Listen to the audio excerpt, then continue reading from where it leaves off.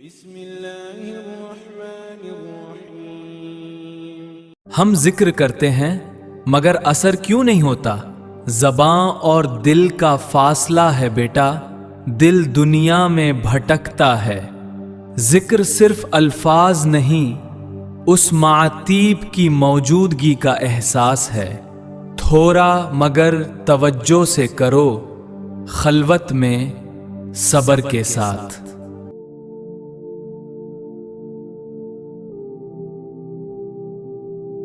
فقیر صاحب، میں تھک گیا ہوں۔ روزانہ تسبیح گھماتا ہوں، ہزاروں مرتبہ نام لیتا ہوں، مگر دل کی وہی پرانی حالت ہے۔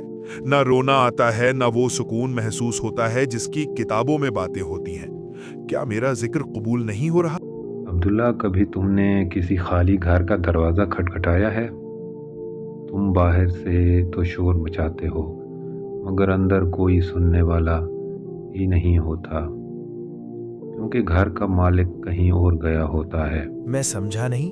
تمہارا دل وہ گھر ہے، تمہاری زبان باہر سے دروازہ کھٹکھٹاتی ہے اللہ اللہ کہہ کر، مگر تمہارا دل تو دنیا کے بازار میں گم رہتا ہے۔ جب گھر میں کوئی ہے ہی نہیں تو دستک کا اثر کس پر ہوگا؟ چلو ایک پرانی مثال سے سمجھاتا ہوں۔ ایک شخص نے دیکھا کہ ایک کسان اپنی زمین پر خوب پانی بہا رہا ہے، مگر وہاں کوئی فصل نہیں اگ رہی۔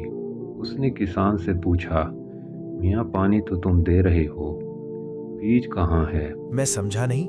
بیج؟ ہاں، ذکر پانی ہے اور نیت اور توجہ بیج ہے۔ اگر دل کی مٹی میں نیت کا بیج ہی نہیں بویا تو صرف زبان کے پانی سے سکون کی فصل کیسے اگے گی؟ ہم ذکر کرتے ہیں ثواب کی لالچ میں یا فرض سمجھ کر بوجھ اتارنے کے لیے۔ ہم محبت میں ذکر نہیں کرتے۔ شاید آپ صحیح کہہ رہے ہیں۔ میرا دھیان اکثر اس بات پر ہوتا ہے کہ تسبیح کب پوری ہوگی، نہ کہ اس پر کہ میں کس سے بات کر رہا ہوں۔ یہی تو رکاوٹ ہے۔ جب تم کسی پیارے سے بات کرتے ہو تو کیا تم گھڑی کی طرف دیکھتے ہو، یا تم گنتے ہو کہ کتنے الفاظ ہو گئے؟ نہیں نا؟ تو پھر خالق کے ساتھ یہ گنتی کیوں؟ تو پھر میں کیا کروں؟ کیسے اس ذکر کو اثردار بناؤں؟ عبداللہ، آپ کو میں 3 طریقے بتاتا ہوں، یہ 3 کام کر لو۔ پہلا ہے خاموشی اختیار کرو۔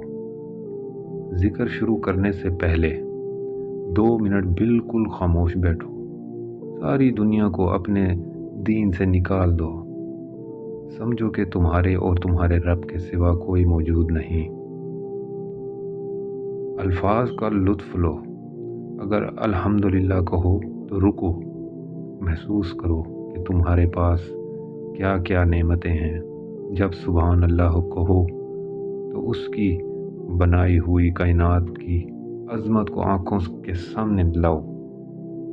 تیسرا یہ ہے کہ ذکر قلب یعنی زبان کو تالو سے لگاؤ اور دل کی دھڑکن کے ساتھ اللہ کا نام جوڑ لو، پھر تم زبان سے نہیں روح سے بولو گے۔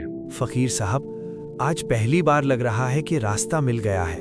عبداللہ، ذکر صرف لبوں کی جنبش نہیں، یہ تو روح کی سانس ہے۔